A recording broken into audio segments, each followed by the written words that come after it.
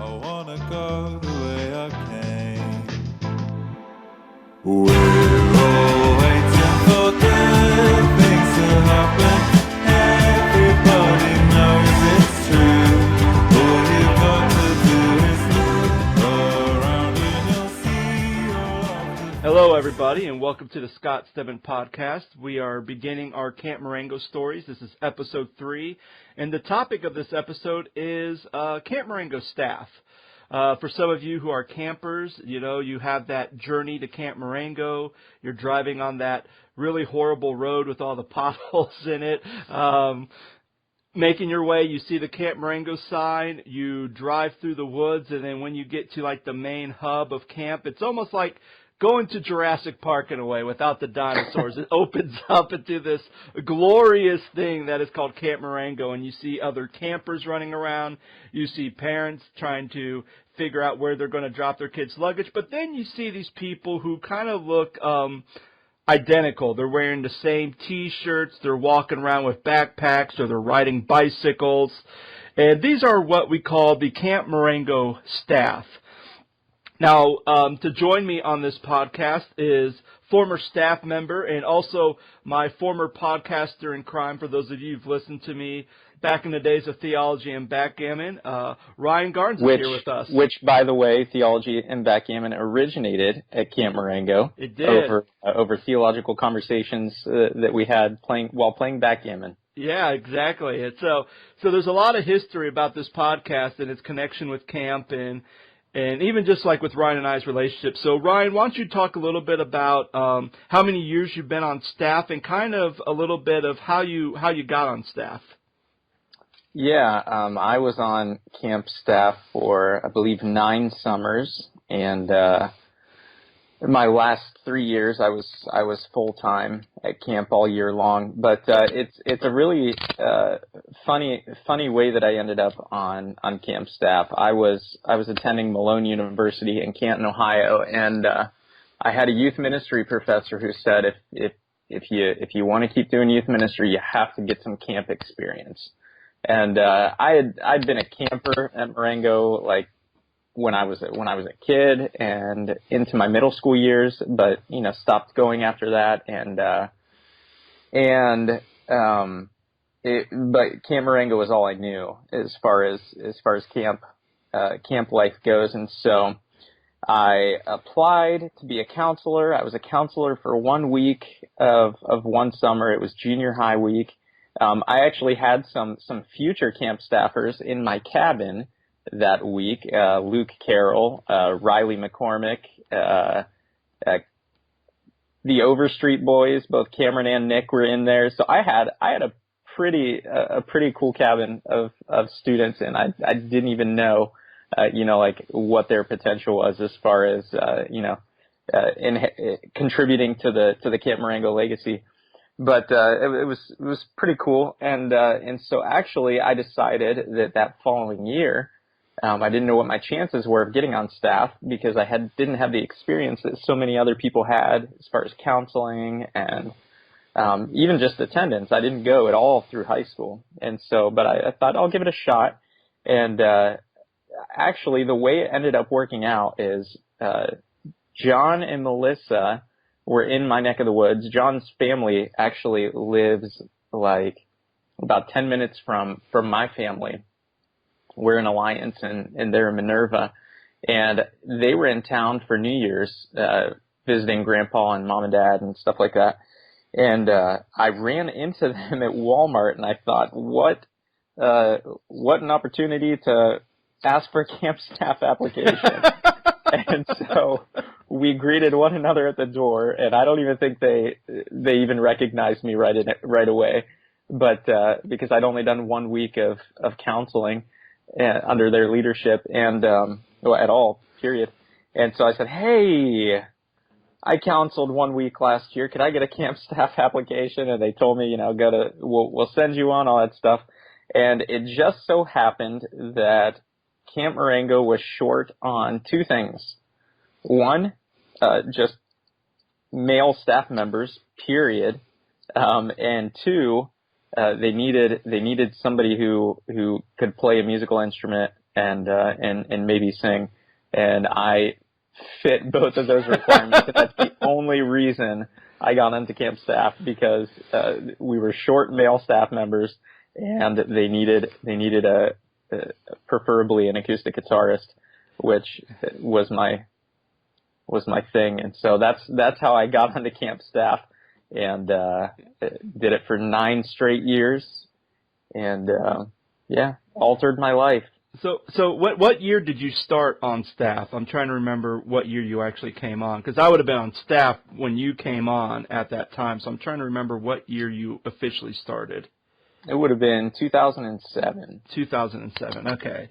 All right. Yeah, because same thing. Like summer camp, I did summer camp for 9 years from 2000. What? Technically, it was 2003 to 2000. You probably 2010. Yeah, something like that. So it was. It wasn't close to 9 years. I think I always say 9 years just because.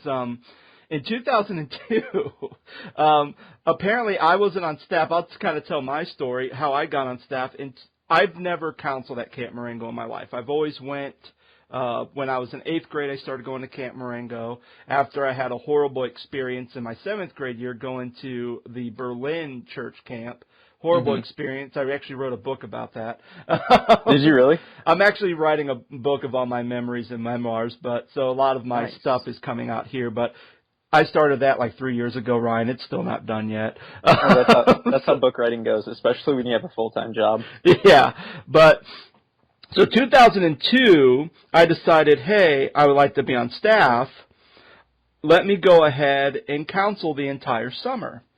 So in 2002, I counseled the whole entire summer, and actually it was funny because at the time, Wade Melton was the director, and I kind of told him, I want to counsel, and he goes, how old are you? And at this point, I was about 20 years old, and he said, well, just our first week is senior high camp. We could use you the whole summer. First week is, because the first week they had it at senior high camp because it was an international year.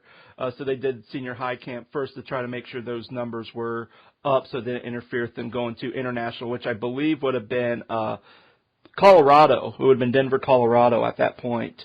And I remember going there, and I asked Wade, I said, hey, do I need to come and do any training? He goes, no, you're old enough, you don't need any training. Bad idea, because it was a learning curve, because I remember the very first, I think I even mentioned this on another podcast on this series, or I might have read it, I don't remember. I tell so many stories, it's hard to keep count, but I remember, there was this one kid who wasn't listening to me, and I had, some rough kids. And the one kid, I said, okay, come with me. We went outside, and I said, okay, you're going to do push-ups vicious style. And I had him do these push-ups. And here comes Luke. Luke starts coming out, and this was Luke. I call him Luke Wesley because that's what his musician he goes by. I can't think of his Luke Snyder. Snyder. He comes out, and he goes, hey, Scott, what are you doing? And I kind of told him what was going on. He goes, you can't do physical punishment to these kids. You're going to have to, hug a tree. I go, I didn't know. He goes, yeah, that's okay. And seriously, that was every week. I didn't know. That was my – so I'm thinking, oh, man. But why I talk about 2002 is interesting because that was the year where there was a lot of turmoil internally on staff. And I remember, the very last couple of weeks, they did a game show called KTA or Pay, which basically was you had to know the answer, and if you didn't know the answer, then they spun this wheel, and you had to do something. Sometimes it was rub a staff member's feet, and I remember because before, all the staff were down there. Well, the last 2 weeks, I remember it was Ty and Brianna Ward were the only people who were down there, and no one else was there. So when it came to stuff to do with staff members, I remember Brianna being panicked because no one's down there on staff. And she looks at me and she goes, all right, Scott. And I'm like, I'm not on staff. But because I was there all summer, it was almost like I was kind of in an unintentional way, was on staff, and I think because I was there and I helped out as much as I can within the turmoil thing, I remember the very last week of camp, I talked to Wade, I said, hey, man, I thank you so much for having me, counsel all summer and stuff. He goes, well, thank you. We really needed counselors. And I kind of even dropped the words like, it'd be nice if I was on staff next year. And he said, oh, that'd be good. And he also knew I was handy with a camera. So I think because his whole thing was like, I have a guy who, A, is good with kids, very personable with the parents, basically did what he told, at least from his eyes. I did what I was told, didn't get into any trouble. And then also I had a camera so I could help with promotional videos. Yeah. So then the next year I got on staff, and that was kind of, and the rest is history. Been on staff for, until at least 2009, 2010, and then at least the last 3 years, I did the year-round, was one of the first people who kind of did the year-round program at Marengo. But that's kind of the thing about being on staff, and one of the questions is what's the difference between being on staff and being a counselor? Well, essentially, at least at the beginning, being on staff meant that you actually got paid for your work. It wasn't getting paid a lot. I remember being with Wade, and really those years were kind of like were very rough years because there was just a lot of stuff going on. Camp attendance was down, and I think it just got to the point where I can remember I got a paycheck, and I think each week for like 6 or 7 weeks, my paycheck was like $130. And so, and I mean, if you think about mostly people who are on staff are going to school, going to college. 6 weeks of a $130 check is not necessarily going to, I mean, it may help pay for books, but it's not going to help with your tuition at all. And I can remember sometimes, I even remember my dad sometimes going, hey, maybe you should get a real job in a way to kind of help pay for college. But, most of the time when you're on staff, even though you're getting paid and you have a lot more responsibilities, mainly you're doing it because you really care about being at camp. You care about the kids, you care about the program, and you really are invested in kids' life. And not necessarily that the counselors are not, but, the counselors could be there for a week and that's it. But for you, you're there not only for the senior hires, but even for those kids who are who come into camp for the very first time, and trying to basically instill camp as not only a place to learn about God, but even a safe place to grow in your faith, so that each year when they drive through the woods and they come to that clearing and they see Crowder Hall in the dining hall, it's like that, oh man, I'm home. It's almost like that experience. Well, I am back home now for the summer. I'm here at Camp Marengo. So I think that's kind of the difference between staff, and I know at least the last couple of years, especially the times that I've been off and I was doing the performing arts staff, where I was just kind of doing a whole separate camp there. It seemed like there was also like staff in training, these people who are there. I don't even think they got paid, but they were there for the experience so that one day they could transition into staff, which I thought, was kind of a good idea. Or sometimes even people, if they desperately wanted to be on staff and there was no money, they would raise their own money like missionaries to be there, which is kind of how, we went from at least for me, I remember being on a staff of like 6 to 8 people, and then next thing you know, I think by the time I left, we had a staff about, 18, 20 people. But yeah, and really being on staff, like Ryan, you talked about doing music, really, at least the categories that I knew for staff were like your kitchen staff, kind of your counselor staff, and your programming staff. And those were really kind of like the main 3 hubs that you kind of were in on staff. And then there was also the area manager, which used to just be a staff counselor. So you had all of the responsibilities of a counselor, and like paying attention to your kids and making sure everything was good in that regard, but also all of the responsibilities of a staff member, which is totally absurd. Yeah. Which is why actually my first year on staff, I remember actually the year that I counseled, I remember Kyle Caldwell was my staff counselor, and all of the campers were like, we don't think Kyle likes us. We think Kyle hates us. And Actually, they called him Special K. Yeah. That was compliments of Luke Carroll and Riley McCormick. They gave everybody nicknames. Mm-hmm. My name was Pirate because my name started with an R. So that's corny middle school Luke and Riley. But anyways, so they just thought that Kyle didn't like him, and like I had to explain to him, no, you guys, like he's on staff, he has a lot of responsibilities. Yeah. You know, not that he doesn't like you, it's just that he's working, like he's doing things to make sure your experience is good, and so you know that was my first year counseling, and so I was kind of like I was Kyle was my counselor as well, but like yeah, he was trying to juggle all those responsibilities. So my first year on staff was the first year that we had area managers, and we could kind of make it clear to both campers and counselors, like, hey, I'm sleeping in your cabin. I'm not your counselor, but if you need anything, like I'm here. Okay. Yeah, and that was probably a good move for that, because when I first became on staff, I was counselor staff, which was the same thing. You're responsible for a cabin of boys. Mm-hmm. And you have to do your staff duties, and sometimes that was hard because, especially, I remember my very first week on staff, and I really have to get in touch with Tom Stewart because I don't remember some of these stories, because apparently he was in my cabin my first year on staff. Yeah. And I had the worst cabin ever, and that was hard because here I am doing staff members, but there's times where, you know, we'd have our meetings after lunch, so my cabin, which is very bad, are going back, and I didn't have a co-counselor. So I was the main counselor at the time. So I would have to ask, like, other counselors to watch my cabin while I had this meeting. And just to kind of put it, I had, I can't remember his last name, but I had a guy named Ryan who John and Melissa knew, who was kind of a rough guy. I had a guy named Michael who was kind of a rough guy. And then I had a guy named Ronnie Conrad, which is kind of like the one guy who, especially at the beginning of my staff member, was someone I got very used to.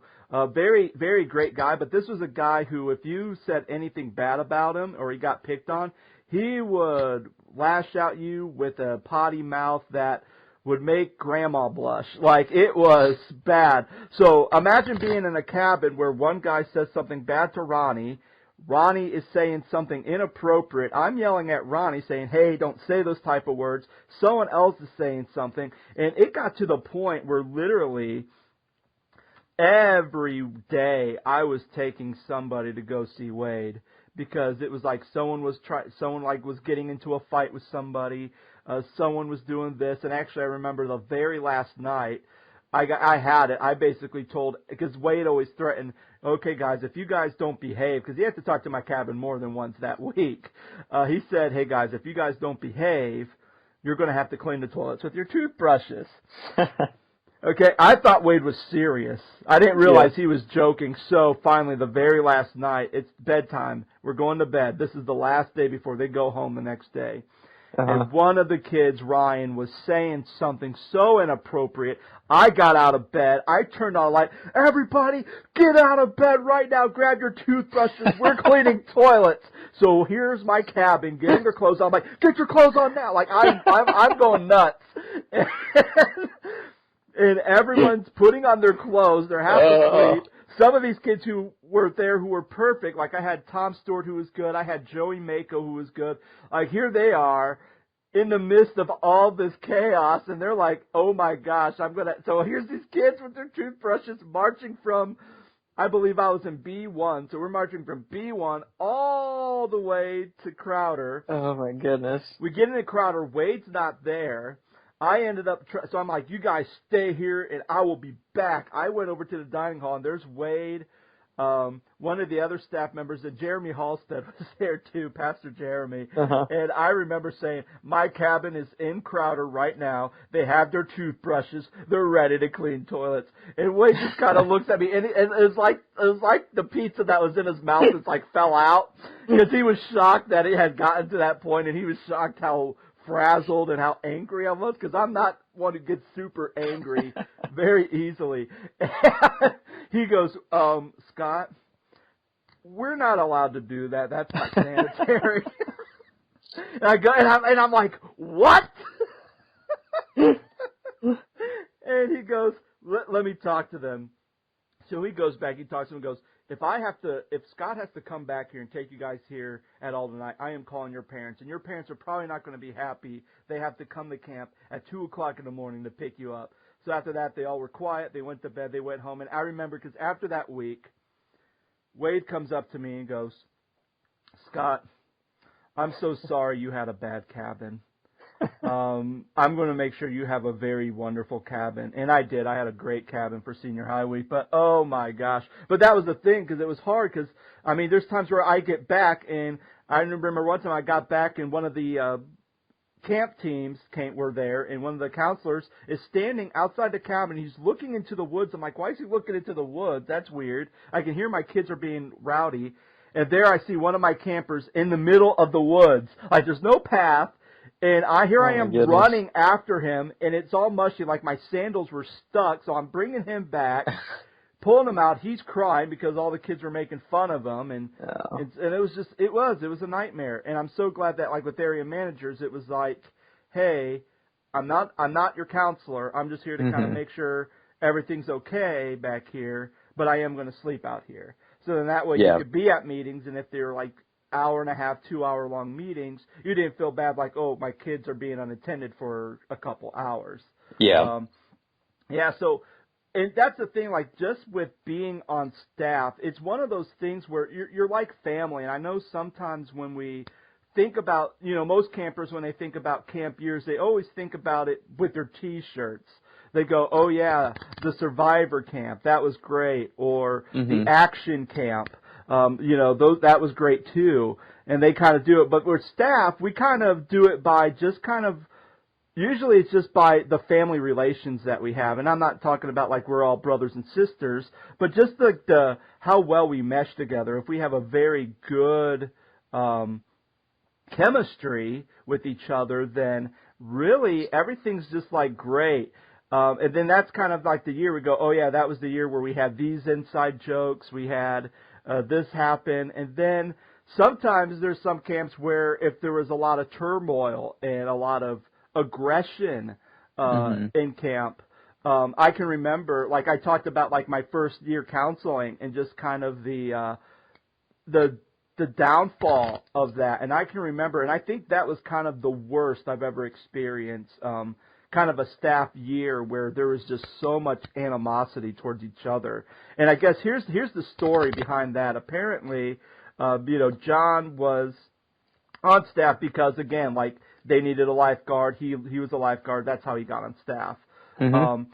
And apparently there is another woman named Heather Clayton who at some time, she went and did some kind of camps in Texas. She was also staff at Marengo many, many years ago when I was a camper. And then she was back, and she kind of learned some things from a different camp. So I think Wade kind of said, okay, this is someone who's been to different camps. We can kind of do some different things, and maybe that can kind of help improve camp. I think that's kind of what his thinking was. Well, I guess in one of the staff meetings, they're talking about stuff. They're sitting there. They're just kind of hanging out, having a good time during this meeting. And apparently Heather like gets mad, and basically, and I quote, so no one who's listening to this, I'm about to drop a little bit of a minor language bomb, so please do not hold this against me. I'm quoting this, but she basically called the staff half-assed. And you know how John is. John's someone who is very convicted about a lot of things. I mean, for those of you who've been on staff, you probably know about the word list of things we're not supposed to say at camp, and it kept getting bigger and bigger. Like, because mainly he's convicted. Even anything that's even maybe it's not inappropriate, but it almost sounds inappropriate, would be on that list, and we're not allowed to say it. And so obviously when she said that, he got mad. He confronted her and said, how dare you? Kind of like ripped into her. And really that was kind of the thing. You had people who were on Team Clayton, people who were on Team Trussell, and then you had some of these guys who were kind of like, we don't like conflict, so we definitely are going to get out of this mess. And it really was just a divided staff. It was a divided staff. Like right even before the very first week of camp, it was already divided, and that was very difficult.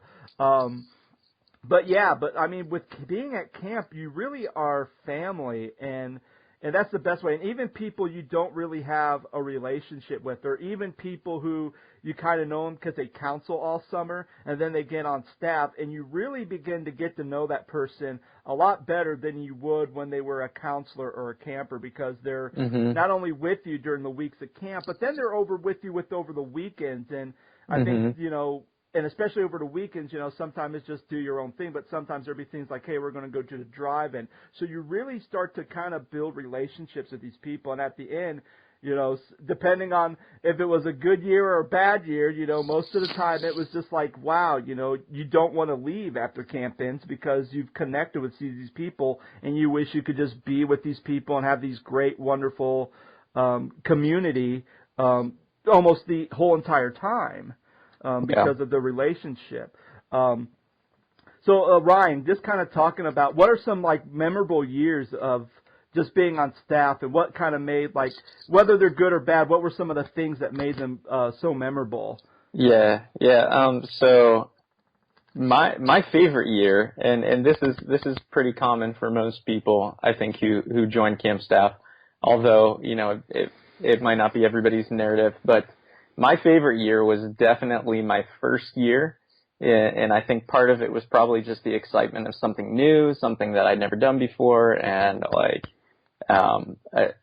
one of the things that I look back on about that first year is just the camaraderie that was formed over the course of just 2 months of time, and it was camaraderie that to this day has not faded. I ended up going to seminary and rooming with Michael Coker. He was my roommate that first year on camp staff. Scott, you and I are still good friends to this day. I look back on that first year, and the standout memories that I have, most of them involve you. Like when you talk about Fatty Giles, or when you talk about John just busting into the A cabin while I was doing my hair and telling me how late I was. You were in the shower when I was doing my hair, oh my goodness!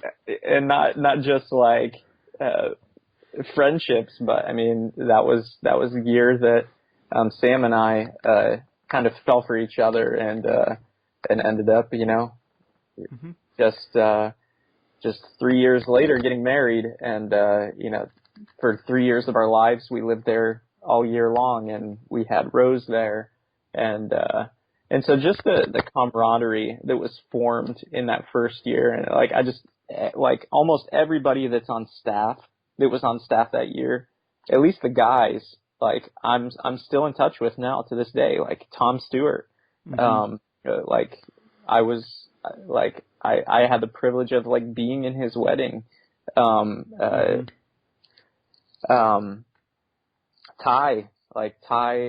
and I are still in touch and good friends. We got to go on a missions trip to Italy together not too long ago, and we still try to talk, every couple months or so, and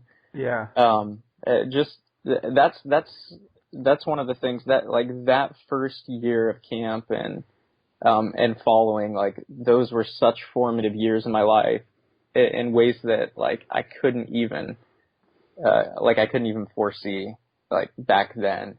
And up to that point in my life, I had never had camaraderie like that. I have some really good friends. I have one really good friend from college, and my best friend from college, and we're still in touch to this day, and still we're like brothers. But otherwise, I had never had a community that I just felt so like I could trust so much. And so that was pretty incredible. And yeah, there are just so many memories. And you were talking about like how like you spend an entire summer together, and at the end of the year it's or at the end of the summer it's depending on whether it was good or bad, you're sad to go. Yeah. And the way I look at it is like spending a summer together on camp staff is kind of the equivalent of a normal year that you would spend with people in your life. So like it's just a really concentrated amount of time. And so like and I think that kind of leads into like you talk about camp staff relationships or just Camp Marengo relationships in general, people who have counseled together, people who've done all summer at camp. Like you understand that relationships form really quickly and the roots can go really deep in a short period of time.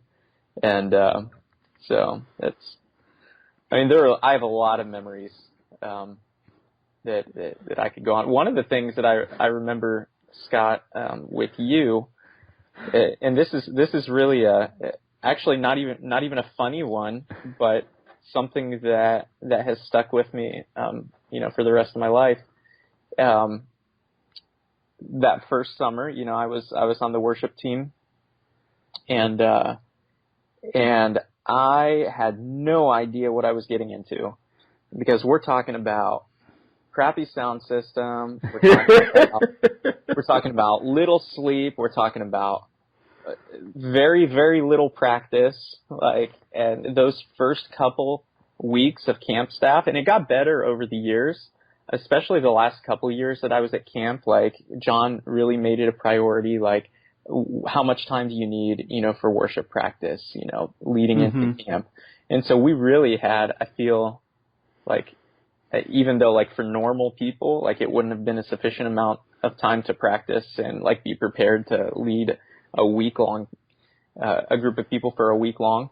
Like it was for camp, it was really good.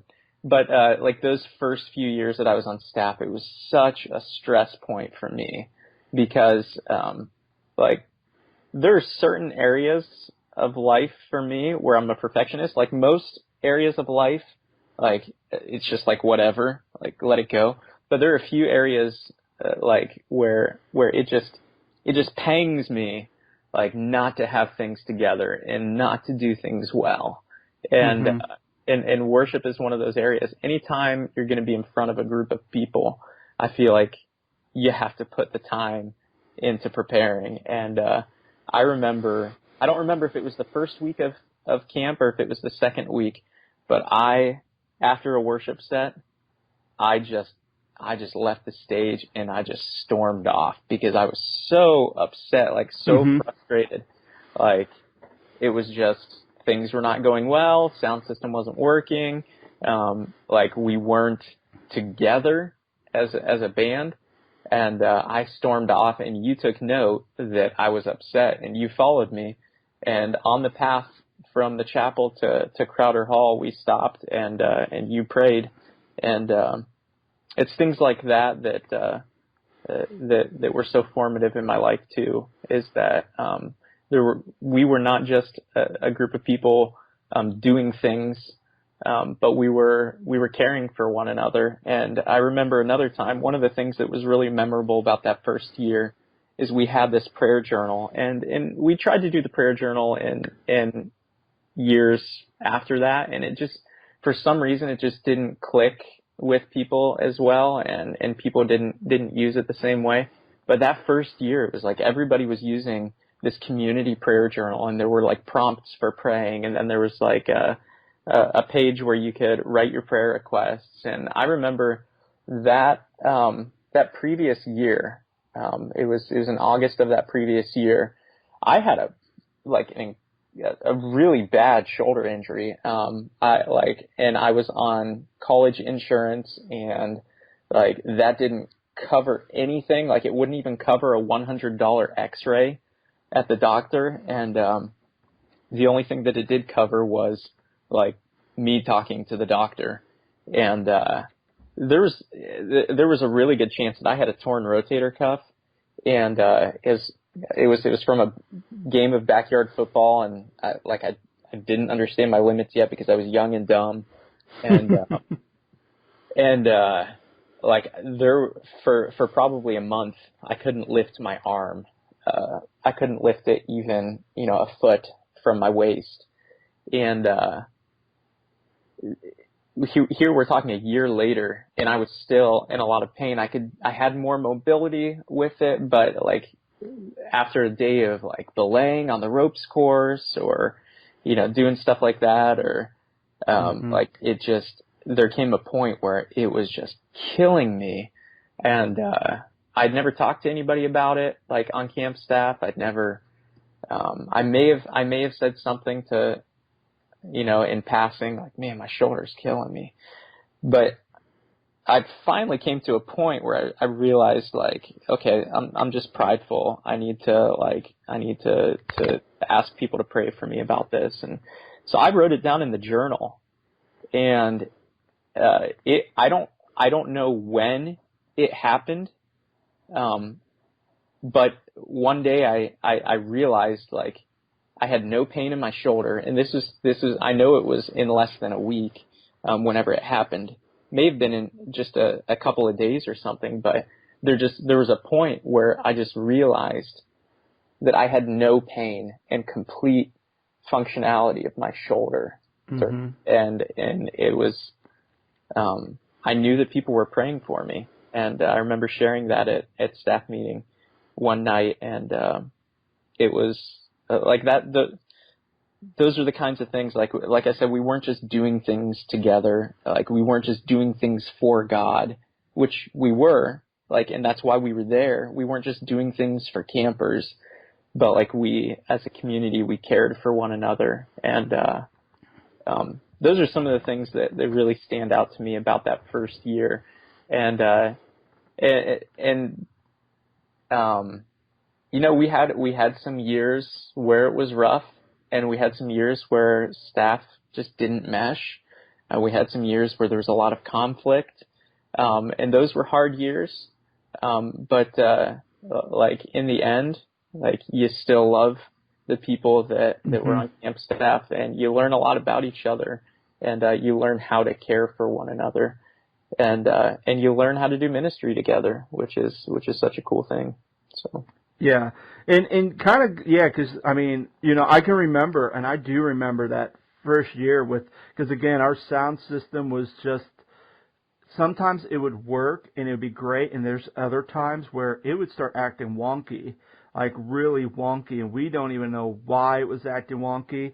And I remember you, like, we're done, you kind of and I noticed it because when you put your guitar down, because there's a certain way you put your guitar down, and when you put your guitar down, you put it down very forcefully, like not super hard, but hard enough that I noticed that, hey, something's going on. I was able to read your body language, and just the way you walked off stage and you quickly, you were quickly moving. So I'm like, I put my bass down and I quickly went after you. I'm like, okay, something's bothering you. I remember us talking. I remember praying. And that's kind of the thing, like the relationship you have with people, you really begin to care. And even with your shoulder, you talk about that. I remember one time, it was Jason Williams' sister, Jessie, who was on staff when I first kind of was getting on staff. Her and Danielle Cerise were kitchen staff. And I remember, Jessie wore contacts, she had glasses, and there was one year where she was having really some issues with her eyes. She put on her contacts, she was having issues seeing, was getting headaches, she put on her glasses. So finally, she just said, I need to go to the eye doctor. And I think this is one of the times where we were praying and we were doing a lot of, it is one of those camps where you really, I think it's one of the camps where at the end, everyone's crying because it's we don't want to go, we want to stay here because we just meshed so well as a staff. And I remember she went to the eye doctor. She came back, and on our staff meeting in the evening, she's like, guys, you're not going to believe this. Her eyesight was so good that she didn't need glasses or contacts anymore. Like her eyes improved so much, she didn't need to wear any kind of corrective lenses, and that was kind of amazing. But Ryan, one thing you mentioned is you talked about being on staff and meeting Sam in that relationship. Can you talk a little bit about, because as we see, there's a lot of staff members that go on staff and then they end up dating and end up getting married. So can you talk a little bit about that? Yeah. Well, so one of the interesting things about that summer was I had just broken up with my girlfriend like the previous summer. And Sam, like, I don't know exactly like what her dating relationships were, like leading into that. I don't know her timeline. I know some of the guys that she dated, one of which was on camp staff. But, anyways, she had come into that summer, like, deciding, all right, definitely not going to get involved in like a romantic relationship at Camp Marengo this summer. Like she and Katie, like both went into that summer, like together, like in this pact, like we're not going to get involved in camp staff romantic relationships. Like we want to stay focused for the summer. We want to make sure that our focus is on the ministry. And I went into the summer with absolutely no intentions of getting together with anybody. Like I didn't make, this vow or this pact or anything with anybody. I was content being single. I'd been in a relationship for a long time, for a few years, and it didn't work out, and I just wanted to take some time to heal from that and to kind of figure out who I was again in light of all that. And so but it's almost inevitable to not develop, feelings for people that you work so closely with. And so there was a point where I realized, like, I really liked that girl. I didn't think that I would like her the way that I do.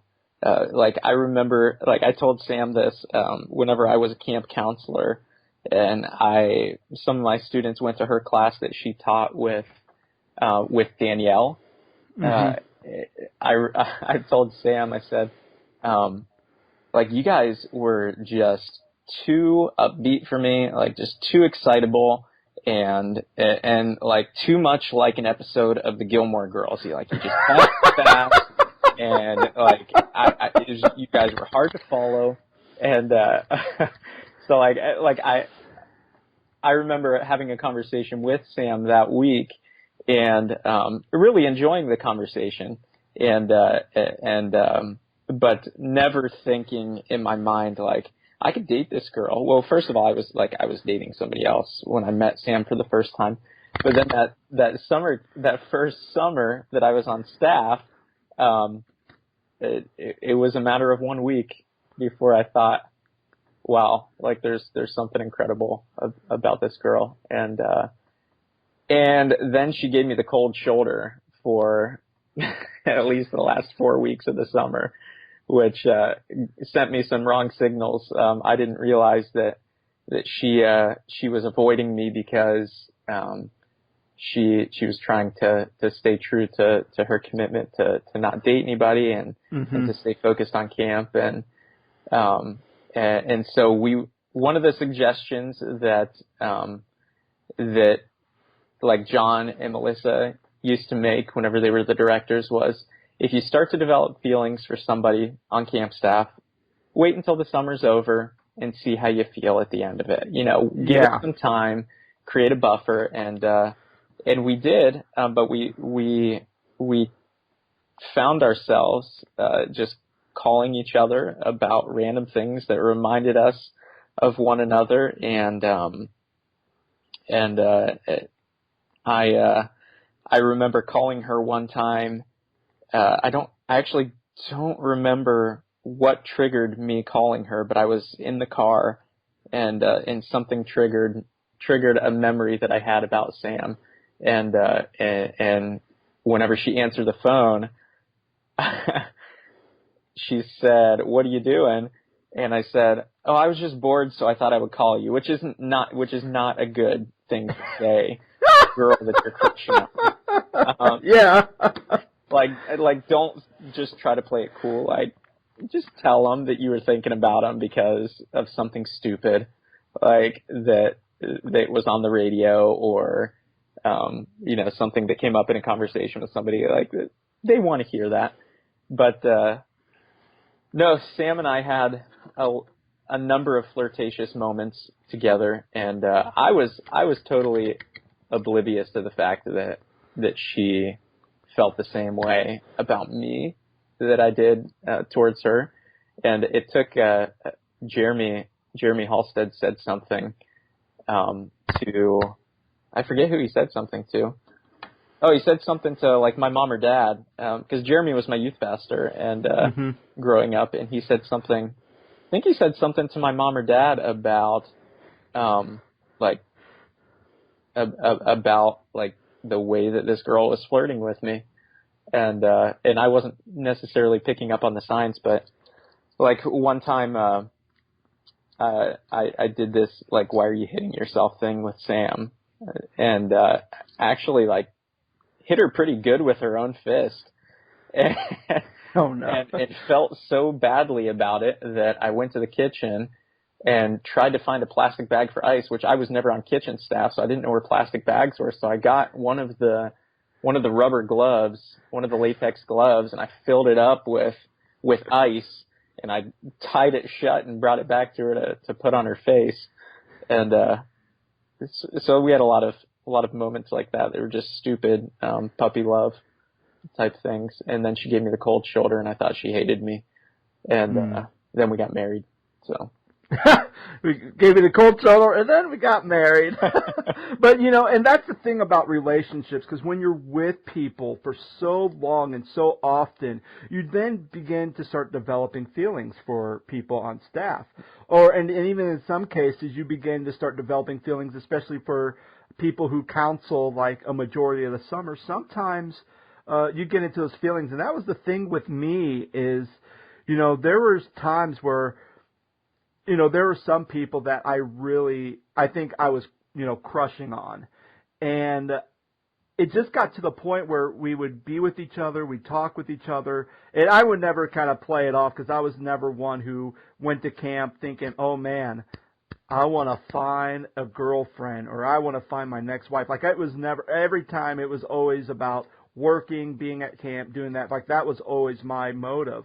Mm-hmm. And yet there'd be times where there'd be someone I'd be talking to, I'm like, you know what? I think I kind of, there's certain things, like I'm having certain feelings.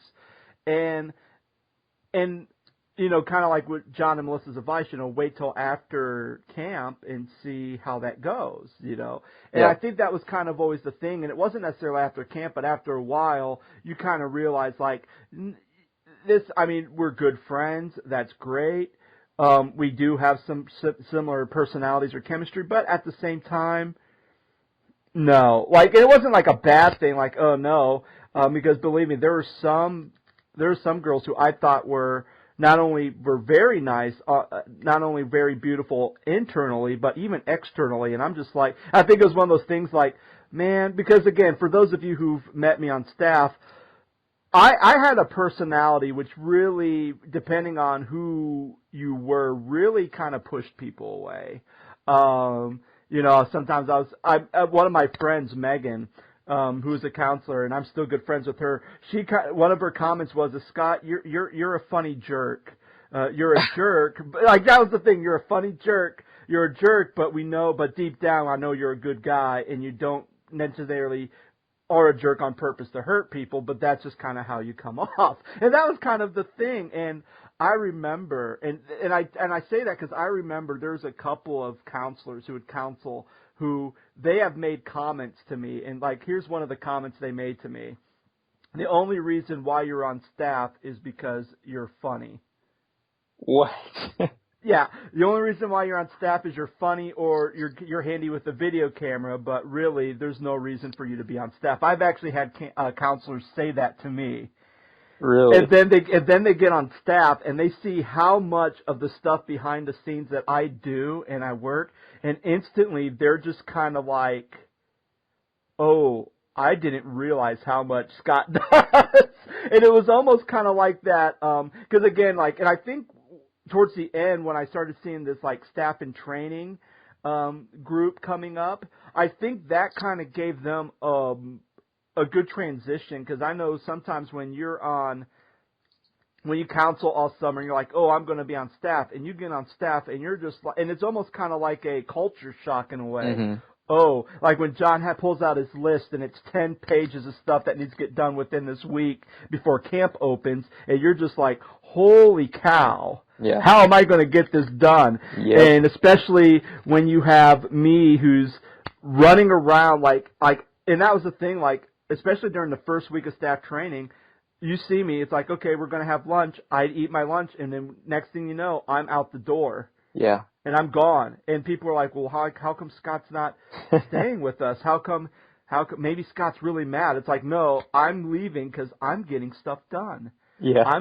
Because I was the one because I was like the one, because of course, and that was the thing with John. It's like, if we can knock out this entire list, then the rest of the week we can have time for hanging out, doing fun stuff, going to Highland and getting pizza. And that was the thing, because I think for a lot of people, especially those new people on staff, they're just kind of like, la-di-dee-dee-da, I love being on staff, I want to get stuff done. So when you see someone like me going like, come on guys, hurry up, pick up the pace, and they're just thinking, man, Scott's a jerk. But then they realize that, oh, I understand what he was doing. He's trying to push us, because the rest of the week, it's not like, oh, the rest of the week everything's easy peasy lemon squeezy. No, you're working hard every week. Sometimes you're getting up at 7 o'clock in the morning for devotions, and you're not going to bed till like 1 o'clock on a good evening. On a good night.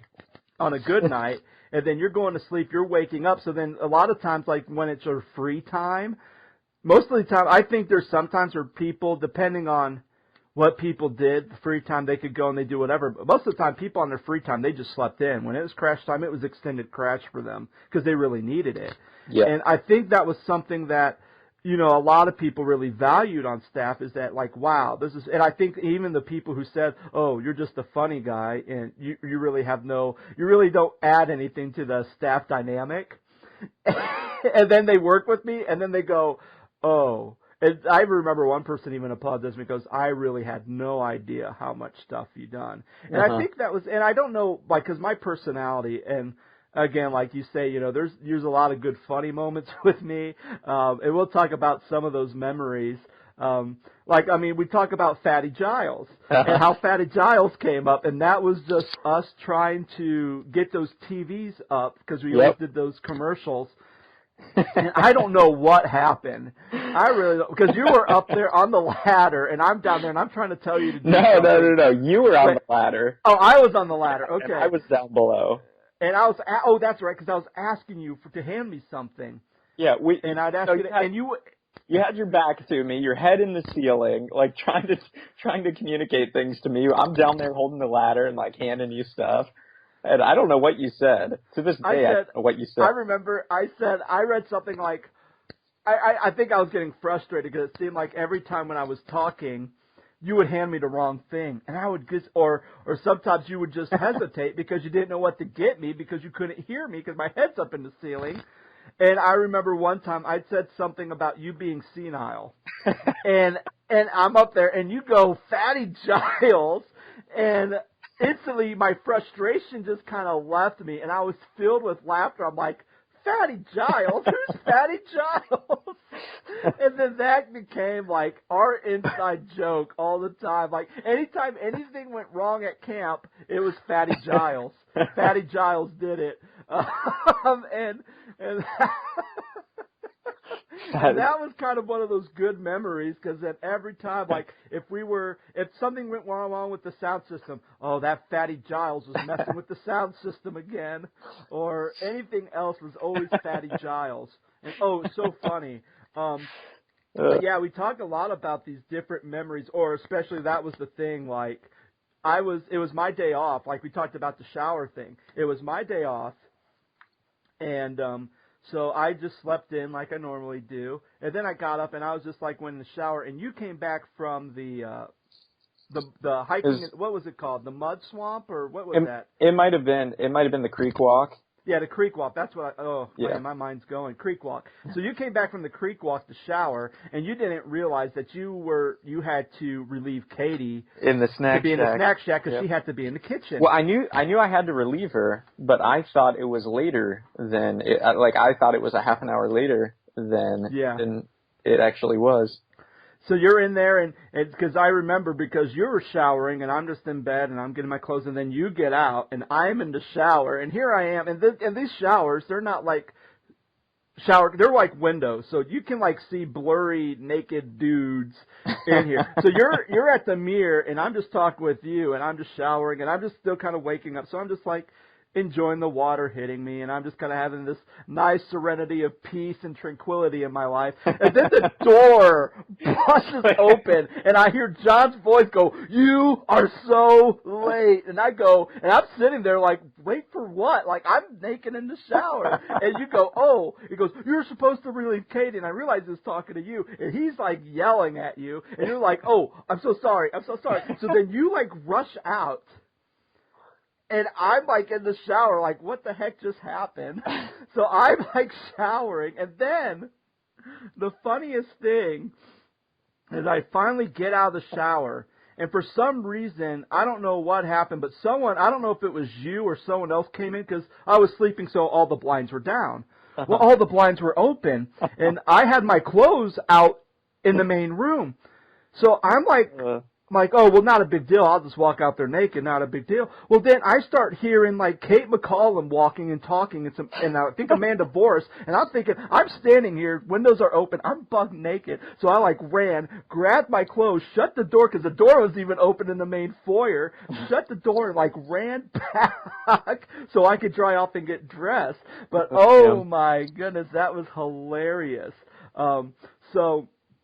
To kind of wrap this up, because I know we're approaching an hour on this, but just wonderful time on staff. But I want to ask you two questions, Ryan, because one of the segments I'm doing is just kind of urban legends, even some rumors at Camp Marengo that will be addressed for a later podcast. But what's kind of like one of your all-time favorite, and maybe it's the Fatty Giles one, but what's like one of the most good or bad, one memorable thing about being on staff at camp that you will always kind of remember and think about? In terms of legends? No, just there's two questions. Like, A, what's your favorite memory about being on staff? And the second thing is, what's something you'd like to know more about as far as a legend or rumor at camp that you've heard either as a camper, staff, counselor, or staff member? I don't know if I can sum up like a favorite. Oh, it's hard for me too, because that's why I'm writing a book. Well, I don't know if this counts. It was in the middle of camp season when I got married, and my bachelor party primarily consisted of camp staff members, and that might be, that's not exactly like summer camp memory. But it is for me, because I got married, Sam and I got married right before the last week of summer camp. And apart from my wedding day itself, just that time with people who I spent many years with working on camp staff, and just got to spend a really meaningful time with people. With the guys of Camp Marengo, and it was just a really cool time of affirmation and just encouragement. And that really, like, for me, kind of sums up like my camp experience overall. Like, I feel like I was encouraged and prepared for ministry by working at summer camp. I feel like I was encouraged and prepared for life, and understanding like what it means to live in community with people and care for one another. Like I felt like that night, my bachelor party, like kind of is like just a small picture of like the bigger important things that I experienced at camp. Mm-hmm. But legends, I would like if you brought Ty Morgan on and talked about the legend of the mancoon or the raccoon, like the wreck. Yeah, the raccoon in the cabin. Oh my! I have video footage of that still. That's classic. Yes, yeah. Because like here's what I have so far. I have the lone grave the lone grave that's out in the woods of camp. I have that story. I also have Camp Marengo and like all the movies that were made at Camp Marengo. So kind of like Hollywood meets Camp Marengo. Mm-hmm. I also have Zach Alfred talked about Michael Coker's supernatural powers. Oh yeah, and how he was able to do things. Can't and then another that. another one that had to do with Ty was about Hoops Basketball Jackson. Oh yeah, and the legend of Hoop Basketball Jackson. And now we have the raccoon. So yeah, those are great ones. You know, when I think about memories at camp, you know, I talk a lot about inside jokes, and sometimes those inside jokes always go, especially when we started doing traveling camp teams, when we're going to camp meetings in the state of Ohio, and sometimes we would bring our inside jokes to these places, and there'd be other times where some of these inside jokes that happen at these camp meetings would always end up being back at camp. But the one thing that was always my favorite, and it mainly just shows just kind of out of sleep deprivedness and just my crazy mind and how my mind works, and mainly I like to make fun of myself most of the time, is it was Katie South's birthday, and they ended up making a cat litter cake. Do you remember this? I don't remember that. No. Cat litter cake? It looked like a litter box, and they melted like Tootsie Roll to look like cat poop, and we had this cake and I do remember that. Now so, you mentioned the Tootsie Rolls. So that was Katie South's birthday, but that's not the memorable part. The memorable part is we're sitting there talking, and Uriah shows up, who Uriah is the caretaker's youngest son. And he starts talking about something, and he starts singing the first opening lyrics to the Diarrhea song. Yep, I remember when you're sliding in the first, and you're feeling something burst, diarrhea. So then you, me, Tom Stewart, I think Michael Coker was there, Nathan Cummings, I think Kyle Caldwell was there too, because all of us were there talking. So then we're doing the song, and then we're making up our own lyrics, and this is where it gets funny, because you guys are coming up with these great stuff, and I'm dying, I'm laughing, and then I'm thinking, man, I have the best one. Yep, I remember it. So and I'm trying not to laugh through this because it's just so ridiculous. So I'm like, guys, I have the best one. Like, I'm building this up for you guys. And you guys are like, okay, Scott, give it to us. Like, you guys are like, man, Scott's coming up with the best one ever. And I'm like, all right, guys, when you're running the last leg.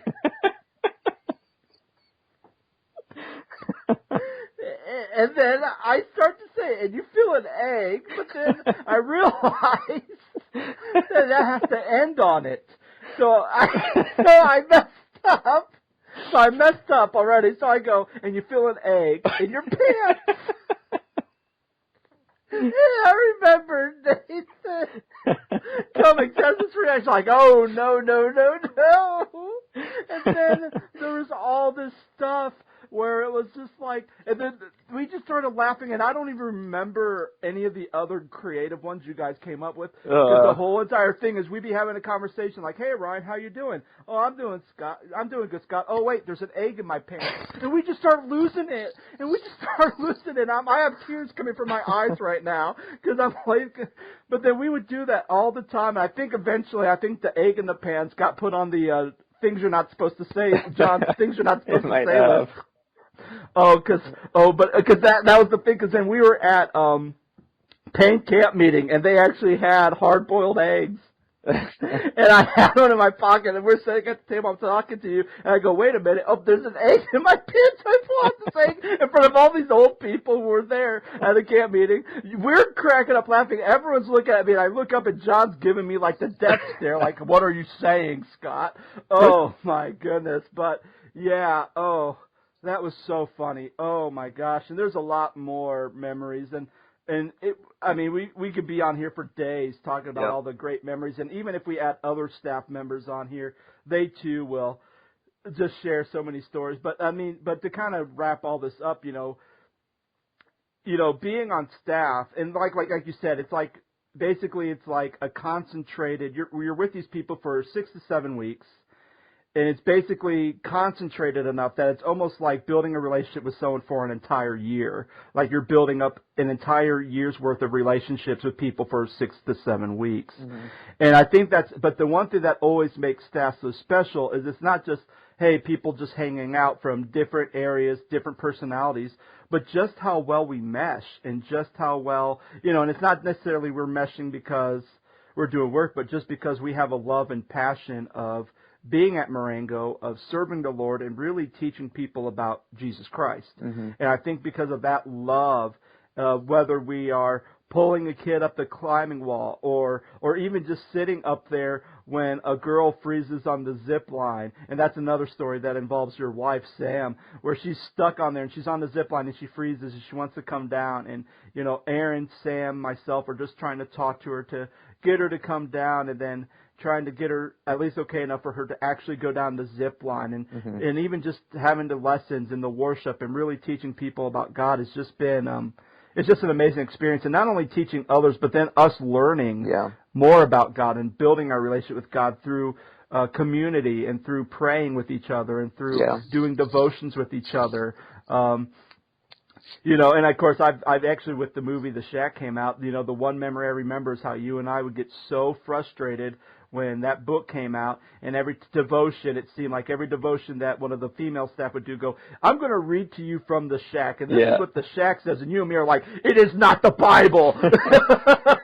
Or when, oh yeah, the NSRV is the best Bible in the world, so then Derek gets offended and puts a piece of construction paper over your Bible and puts the message, the best Bible ever, like stuff like that, which was just hilarious. I think she teamed up with Ty Morgan to do that. Yeah.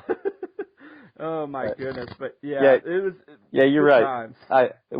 Some of my fondest memories are the classes that I taught with people. I can remember teaching a class with Tom on the Kingdom of God. I can remember teaching a class with Kyle. That was a Bible in question.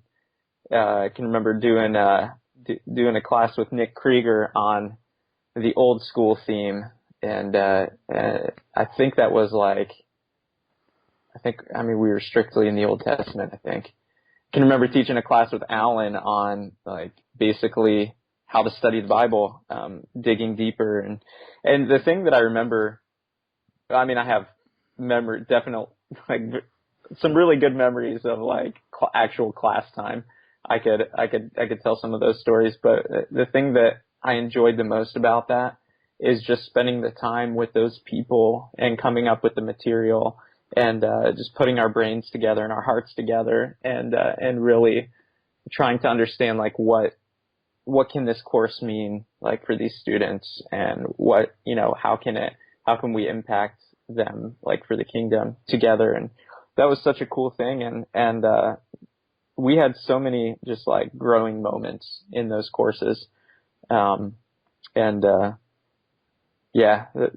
very fond memories those times. But another thing that I wanted to throw out real quick was, just real quick, I remember Tom Stewart, when we would do morning music with the kids, Tom would do this thing where he would stick the entire microphone in his mouth. I don't know how he did it, and it was painful for me to watch, but then he would try to do death metal screaming into it. And it was just the most terrifying thing for kids. And he did it all the time, and they would scream every time. Oh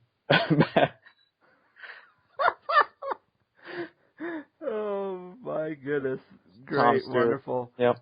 Well, definitely, maybe I should get him when I do the legends and rumors. I should have him come up and start talking a little bit about the concept of why you would do that. Well, you need to ask him about the Tom Stewart fan club too, because there was one at some point, and I would love to contribute to that as well, just for a few small details that I experienced. But, all right, cool. All right, well. Again, thank you so much, Ryan, for being on this podcast, and thank you, everyone who has been listening. Again, we'll have a couple more. I'm not sure. It depends on, it's been a while since the last one because I had family in, vacation, and just trying to get people in good times to be able to sit down and do a podcast with interviews. But again, camp right now, Camp Marengo is going on right now. I think there's still time, especially if you have younger kids, you can send them off to camp. But yeah, definitely, this is just a good time. It's make me relive all my memories of being on staff. And obviously, like I said, I could probably share millions and millions of more memories of staff, both good and not so good memories. But again, guys, thank you so much for listening. Hopefully, we'll have another podcast soon, depending on if I can get the right people together and we can do this podcast. But Ryan, again, thank you so much for joining me on this. Thanks for having me, Scott. Really appreciate it. It was an enjoyable reminiscing time. Yes, definitely was. All right, and guys, and for you who are listening, thank you so much for listening, and you'll hear from us soon. All right. All the places, all the new places too.